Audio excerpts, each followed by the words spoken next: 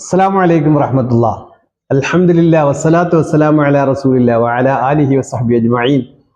ഇന്ന് വളരെയേറെ സന്തോഷത്തിൻ്റെ ഒരു ദിനമാണ്. കാരണം ഇന്ന് പരിശുദ്ധ ഖുർആനുമായി ബന്ധപ്പെട്ട് ഖുർആനുമായി ബന്ധപ്പെട്ട ഏറ്റവും പ്രധാനപ്പെട്ട വ്യക്തികളെ കാണുന്ന കൂട്ടത്തിൽ ഇന്ന് സന്തോഷത്തിന് അതിരില്ല. കാരണം സമസ്തയുടെ ആദ്യത്തെ ഖാരിയായ KV അബ്ദുറഹ്മാൻ ഉസ്താദിൻ്റെ മകൻ ഖാരി അബ്ദുറഹീം ഉസ്താദുമായിട്ടാണ് ഇന്നത്തെ നമ്മുടെ കൂടിക്കാഴ്ച.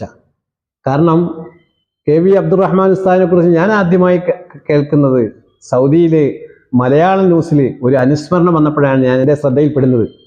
അൽഹംദുലില്ലാഹ്, ഞാൻ അന്ന് തൊട്ട് ഈ ഉസ്താദിൻ്റെ കുടുംബവുമായി ഒന്ന് ബന്ധപ്പെടണം ആഗ്രഹിക്കുകയും അൽഹംദുലില്ലാഹ് ഇന്ന് ഈ കൊടുവള്ളിയിലുള്ള ഈ കൊച്ചു ഗ്രാമത്തിൽ ഞാൻ എത്തുകയും ഖുർആനുമായി ബന്ധപ്പെട്ട് ദേശീയ അന്തർദേശീയ അവാർഡുകൾ നേടിയ ഉസ്താദിനെ ഒന്ന് പരിചയപ്പെടുത്തുക, പ്രേക്ഷകരുടെ മുന്നിൽ എത്തിക്കുക എന്നുള്ളതാണ് എൻ്റെ ലക്ഷ്യം. ഇൻഷാ അല്ലാഹ് അതിനുവേണ്ടി ഞാൻ ഉസ്താദിനെ നമ്മുടെ ഈ പഠനം മധുരം ചാനലിലേക്ക് ക്ഷണിക്കുകയാണ്. ഉസ്താദെ, അൽഹംദുലില്ലാഹ്, ഉസ്താദ് എന്തുണ്ടൊക്കെയാണ് വിശേഷങ്ങൾ? നല്ല വിശേഷം, അൽഹംദുലില്ലാഹ്.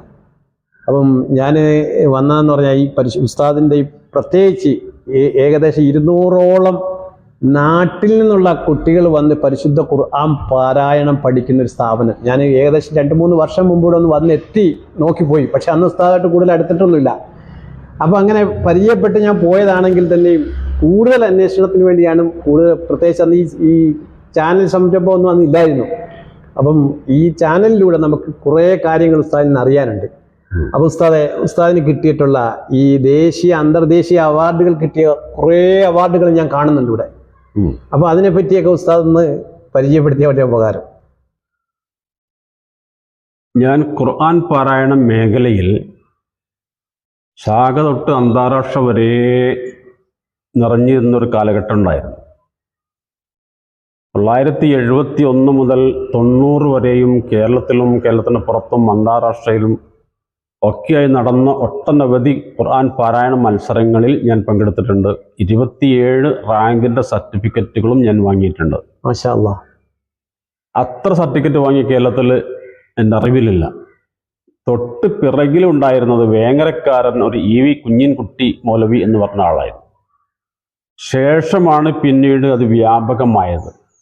അപ്പോൾ ആദ്യം തന്നെ അന്താരാഷ്ട്ര മത്സരത്തിന് കേരളത്തിൽ പങ്കെടുത്തത് ഞാൻ മാത്രമേ ഉള്ളൂ. ഇന്ത്യയിൽ നിന്ന് ആകെ 9 പേരാണ് പങ്കെടുത്തിരുന്നത്. അതിൽ കേരളത്തിൽ എനിക്ക് മാത്രമേ ഡൽഹി വഖഫിൻ്റെ സെലക്ഷൻ കിട്ടിയിട്ടുണ്ടായിരുന്നുള്ളൂ. ശേഷം പിന്നെ അന്താരാഷ്ട്ര ഖുർആൻ പാരായണ മത്സരം അന്ന് മക്കയിലാണ് നടന്നിരുന്നത് 82-ൽ. ശേഷം മലേഷ്യയിൽ നടന്നിട്ടുണ്ട്, പിന്നെ കോലാലംപൂർ നടന്നിട്ടുണ്ട്, ഇറാൻ നടന്നിട്ടുണ്ട്, ഈജിപ്തിൽ നടന്നിട്ടുണ്ട്, UAE നടന്നിട്ടുണ്ട്, വീണ്ടും സൗദിയിൽ നടന്നിട്ടുണ്ട്.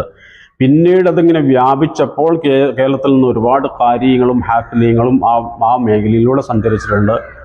അങ്ങനെ കുറേ ആൾക്കാരൊക്കെ ഉയർന്നു വന്നിട്ടുണ്ട്. പക്ഷെ അക്കൂട്ടത്തിൽ ആദ്യത്തെ കണ്ണി ഞാനാണ്. എൻ്റെ ശേഷമാണ് ബാക്കിയുള്ളവരൊക്കെ പിന്നെ ആ ലൈനിലേക്ക് പോയത്. ആദ്യം തുടക്കം കുറിച്ച് കൊടുത്തത് ഞാനാണ്. അത് 1-2 പ്രാവശ്യമൊക്കെ എൻ്റെ ആ റിപ്പോർട്ടുകളൊക്കെ ചന്ദ്രിക ഫീച്ചറിലൊക്കെ 2 പ്രാവശ്യം ഉണ്ടായിരുന്നു. അപ്പം പിന്നീട് ഈ ഖുർആൻ പാരായണ രംഗത്ത് ഞാൻ വളരെ മികച്ചു നിന്നു. പാരായണ രംഗത്ത് എന്ന് പറഞ്ഞാൽ 4 പ്രഗത്ഭരായ ഉസ്താദന്മാരാണ് എനിക്കുണ്ടായിരുന്നത്. അതിൽ 3 പേരും വഫാത്തായി പോയിട്ടുണ്ട്. ഇപ്പം ലാസ്റ്റ് കോഴിക്കോട്ടുള്ള അബ്ദുൾ റസാഖ് ഉസ്താദാണ് എൻ്റെ പ്രധാനമായ മറ്റൊരു ഗുരു. അദ്ദേഹമാണ് ഇന്ന് ഹയാത്തിലുള്ളത്. ബാക്കിയുള്ളവരൊക്കെ വഫാത്തായി പോയിട്ടുണ്ട്. അപ്പം അയാൾ ഇന്നും ഞാൻ ബന്ധപ്പെട്ടുകൊണ്ടേ ഇരിക്കാറുമുണ്ട്. ഈ അടുത്ത് തന്നെ ഇവിടെ ഒരു കല്യാണ പരിപാടിക്ക് വേണ്ടി പോകുന്ന സമയത്ത് എൻ്റെ വീട്ടിൽ കയറി സ്ഥാപനമൊക്കെ സന്ദർശിച്ചു. ഞാനിപ്പോഴുള്ളത് കോഴിക്കോട് ജില്ലയിലെ കൊടുവള്ളി പഞ്ചായത്തിലെ കരീറ്റിപ്പറമ്പ് വാർഡിലാണുള്ളത്. ഇവിടെ എൻ്റെ പിതാവിൻ്റെ പേരിൽ ഞാനൊരു ഖുർആൻ കോളേജ് സ്ഥാപിച്ചിട്ടുണ്ട്. 3 നിലയിൽ സ്ഥാപിക്കപ്പെട്ടിരിക്കുന്ന ഒരു കോളേജാണ്. ഇതിൽ 193 പേര് ഇന്ന് ഇവിടെ വന്ന് പഠിച്ചുകൊണ്ടിരിക്കുന്നുണ്ട്. ഡെയിലി രാവിലെ മുതൽ ഉച്ച വരെ ഇവിടെ ക്ലാസ് ഉണ്ടാവും. ഞാനുണ്ട്, വേറെ ഉസ്താദുണ്ട്, വേറെ 2-3 ടീച്ചർമാരും അതുമുണ്ട്. അങ്ങനെ അപ്പോൾ ഇതിൻ്റെ കുറേ ബ്രാഞ്ചുകളും പുറത്തുണ്ട്. അവിടെയൊക്കെ ഈ ഖുർആനെ കുറിച്ച് പഠിപ്പിക്കുകയാണ്, ഓതിയായിട്ട് പഠിപ്പിക്കുക, തജ്വീദ് പഠിപ്പിക്കുകയാണ്. അല്ലാതെ തന്നെ മറ്റു വിഷയങ്ങളൊന്നും എൻ്റെ ഈ സ്ഥാപനത്തിലില്ല. ഇംഗ്ലീഷോ അല്ലെങ്കിൽ മറ്റൊന്നുമില്ല. അതൊക്കെ പുറത്ത് വേറെ സ്ഥാപനത്തിൽ പോയിട്ട് പഠിച്ചോളണം. ഇവിടെ ഇതിൻ്റെ മാത്രമാണ്. അപ്പോൾ അതിന് ബൈത്തുൽ ഖുർആൻ എന്നാണ് ഇതിനെ പേരിട്ടിരിക്കുന്നത്. എൻ്റെ പിതാവിൻ്റെ നാമധേയത്തിലാണ്. ആരി KV അബ്ദുറഹ്മാൻ മുസ്ലിയാർ സ്മാരക ബൈത്തുൽ ഖുർആൻ എന്നാണ് ഈ സ്ഥാപനത്തിൻ്റെ പേര്. ഇപ്പോൾ അൽഹംദുലില്ലാ അത് വളരെ പ്രശസ്തി ആർജിച്ചിരിക്കുന്ന ഒരു സ്ഥാപനമായി മാറിയിട്ടുണ്ട്. അപ്പം ഞാനിതൊക്കെ പഠിച്ചെങ്കിലും കുറേ ഖുർആനൊക്കെ ഓതി പഠിച്ചു, മത്സരത്തിലൊക്കെ പങ്കെടുത്തു, അങ്ങനെ നിന്ന് അങ്ങനെ പിന്നെ ഞാൻ ഗൾഫിലേക്ക് പോയി. ഒമാൻ സൂറിലായിരുന്നു എൻ്റെ ജോലി സ്ഥലം. ആ സൂറിൽ ഞാൻ 29 വർഷക്കാലം ജോലി ചെയ്തു. അപ്പോഴാണ് ആയിടെയാണ് പിതാവിൻ്റെ വഫാത്തുണ്ടായത്. പിതാവ് വഫാത്തായിട്ട് 14-ാമത്തെ വർഷമായി. അങ്ങനെ പിതാവ് എനിക്ക് സ്വപ്നത്തിൽ അറിയിച്ചു, ഇനി നീ ഗൾഫിൽ നിൽക്കേണ്ട, നാട്ടിലേക്ക് പോട്, നീ അവിടെ കുറച്ച് ആൾക്കാരെ ഖുർആനൊക്കെ പഠിപ്പിച്ചു കൊടുക്കുക. അങ്ങനെയാണ് പിന്നെ ഞാൻ നാട്ടിലേക്ക് പോരാൻ തീരുമാനിക്കുന്നത്.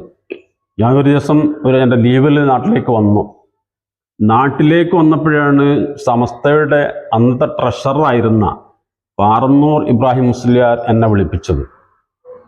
അപ്പോൾ പോയി അദ്ദേഹത്തെ കണ്ടു.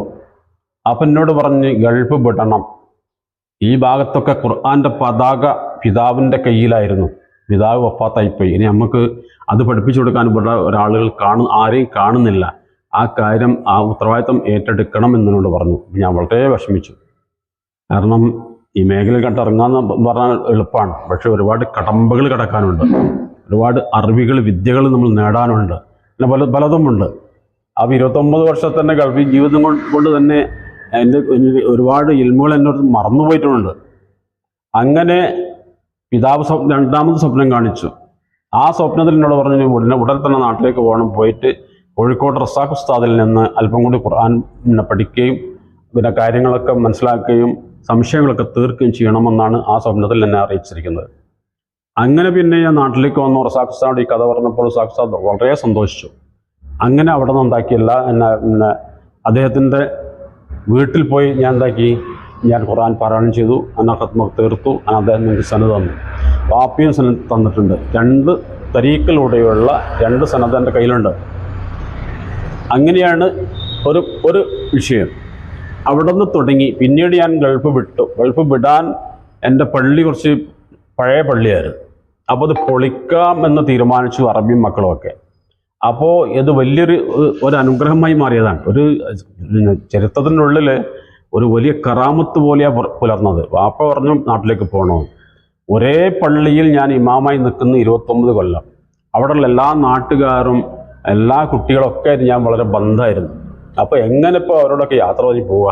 കാരണം ഇത്രയും നല്ലൊരു ജോലിയാണ്, നാട്ടിൽ പോയിട്ട് എന്ത് ജോലി കിട്ടും, അല്ലെങ്കിൽ ഇതിനെക്കാണൊക്കെ ഞാൻ പാടുപെടേണ്ടി വരുമല്ലോ എന്നൊക്കെ ആലോചിച്ചിരിക്കുന്ന സമയത്താണ് ഒരു ദിവസം അറബി എൻ്റെ എന്ന് പറഞ്ഞത്, അബ്ദുറഹീമെ, നമ്മുടെ പള്ളിക്ക് ഒരുപാട് വിള്ളലുകളും ഒക്കെ ഉണ്ട്, ആളുകളൊക്കെ തിങ്ങിയിട്ടുണ്ട്, ഇനി പള്ളി ഒന്ന് വലുതാക്കണം, അപ്പോൾ അതുകൊണ്ട് പള്ളി പൊളിക്കാൻ പോവുകയാണ്, ഈ മാസം ലാസ്റ്റ് തൊട്ട് പൊളിക്കണമെന്നാണ് തീരുമാനിച്ചതെന്ന് പറഞ്ഞു.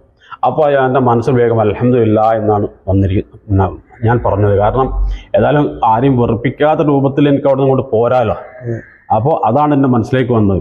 അങ്ങനെ ഏതാണ്ട് ഒരു 10-15 ദിവസം കഴിഞ്ഞപ്പോൾ പള്ളി പൊളിക്കാനുള്ള ആയുധങ്ങളൊക്കെ എത്തി, ആളുകളൊക്കെ എത്തി. അങ്ങനെ കമ്പനി സ്റ്റാർട്ട് ചെയ്തു. അങ്ങനെ അത് പൊളിച്ചപ്പോൾ എനിക്ക് 1.5 കൊല്ലത്തെ ലീവ് കിട്ടിയപ്പോൾ ഞാൻ ഇവിടെ വന്നു. പിന്നെ അതിൻ്റെ മുമ്പ് തന്നെ ഞാൻ എപ്പം നാട്ടിൽ വന്നാലും 5-6 മാസക്കാലം നാട്ടിലുണ്ടാകും. ആ സമയത്താണ് ഖുർആൻ്റെ ക്ലാസ്സുകളും മറ്റ് ബ്രാഞ്ചുകളൊക്കെ ഇടലും പിന്നെ ക്ലാസ്സുകളൊക്കെ നടന്നു പോലും ഒക്കെ. അതെല്ലാം അതൊക്കെ നടന്നുകൊണ്ടിരിക്കുന്നതിൻ്റെ ഇടയിലാണ് പിന്നെ ഇങ്ങനെ 1.5 കൊല്ലത്തെ ലീവും കൂടി കിട്ടിയപ്പോൾ ഞാൻ നാട്ടിൽ വരികയും പിതാവിൻ്റെ പേരിൽ ഞാനൊരു സ്ഥാപനം ഇവിടെ ഉണ്ടാക്കുകയും ചെയ്തു. ആ സ്ഥാപനത്തിലാണ് ഇപ്പോൾ ഞാനുള്ളത്. എൻ്റെ നിങ്ങളുടെയൊക്കെ സുഹൃത്തായ എന്താ പേര്, അബ്ദുസ്സലാം മൗലവി ഉള്ളത്. അപ്പോഴാണ് അദ്ദേഹത്തിനെ നേരത്തെ പരിചയപ്പെട്ടിട്ടുണ്ട്. എൻ്റെ അനുജനായിട്ട് അദ്ദേഹത്തിന് കൂടുതൽ പരിചയമുണ്ട്. അപ്പോൾ അങ്ങനെയാണ് ഞങ്ങൾ തമ്മിലുള്ള ബന്ധം ഉണ്ടായത്. അങ്ങനെയാണ് ഈ ക്ലാസ്സുകളൊക്കെ നടന്നുകൊണ്ടിരിക്കുന്നത്. ഇപ്പോൾ ഈ സ്ഥാപനത്തിൽ ഏതാണ്ട് 193 പേരാണ് പഠിച്ചുകൊണ്ടിരിക്കുന്നത്. പുറത്ത് കുറച്ച് ബ്രാഞ്ചുകളൊക്കെ അതുമുണ്ട്. അൽഹംദുലില്ലാ ഈ മേഖല ഇപ്പോൾ പരമാവധി ഞങ്ങൾ കമ്മിറ്റി കൂട്ടിയിട്ട് ഒന്ന് വികസിപ്പിച്ചെടുത്തുകൊണ്ടിരിക്കുക. അതിന് ഒരുപാട് കാരണങ്ങളുണ്ട്. ആ കാരണത്തിലേക്ക് ഇൻഷാ അല്ലാഹ് ഞാൻ പറയാം. ഇൻഷാ അല്ലാഹ് നമ്മൾ ഇവിടെ ബൈത്തുൽ ഖുർആൻ, ഞാൻ കോഴിക്കോട് ജില്ലയിൽ 2 വീടുകളാണ് ഖുർആനുമായിട്ട് പ്രത്യേകിച്ച് തജ്വീദ് പാരായണ നിയമവുമായി ബന്ധപ്പെട്ടത്. ഇവിടെ ഉസ്താദ് പരാമർശിച്ച ഉസ്താദിൻ്റെ ഉസ്താദായ അബ്ദുൾ റസാഖ് ഉസ്താദ് കാര്യം ഏകദേശം 40 ചില്ലുവാനും വർഷമായിട്ട് വളരെ അവശ്യ നിലയിലാണ് എന്ന് പറയാൻ, രോഗം കൊണ്ട് വളരെ ബുദ്ധിമുട്ടുന്ന നിലയിലും ആ കിടക്കുന്ന സ്ഥലത്തിരുന്നുകൊണ്ട് തന്നെയും ഇന്നലെ രാത്രിയും ഞാൻ കണ്ടു സബഅത്തുൽ ഖുറാ 7 രീതിയിലുള്ള ഖിറാഅത്തിന്റെ പാരായണത്തിന് അതായത് വിദൂരങ്ങളിൽ നിന്ന് തന്നെയും ഉസ്താദന്മാർ വന്ന് ഏകദേശം 11 മണി കഴിഞ്ഞ് ക്ലാസ് തുടങ്ങുന്ന ഞാൻ എൻ്റെ കണ്ണുകൊണ്ട് കണ്ട ഇന്നലെയും. അപ്പൊ അങ്ങനെ ഈ ഖുർആന് വേണ്ടി ജീവിക്കുന്ന ഇങ്ങനെയുള്ള ആൾക്കാരെ നമ്മൾ കണ്ടെത്തുകയും ഇൻഷാ അല്ലാഹ് നിങ്ങൾ ഈ നമ്മുടെ ഖുർആൻ അതായത് ഇപ്പൊ ഈ പരിശുദ്ധ ഖുർആൻ നമ്മൾ അതിന്റെ ഖാദിമീങ്ങളാവാൻ വേണ്ടി, അതായത് കേരളം മുഴുവനും ലോകം മുഴുവനും ഇത് പരത്താൻ വേണ്ടി നമ്മളൊക്കെ ഇതിനകത്ത് പങ്കാളികളാവണമെന്ന് സൂചിപ്പിച്ചുകൊണ്ട് ഇൻഷാ അല്ലാഹ്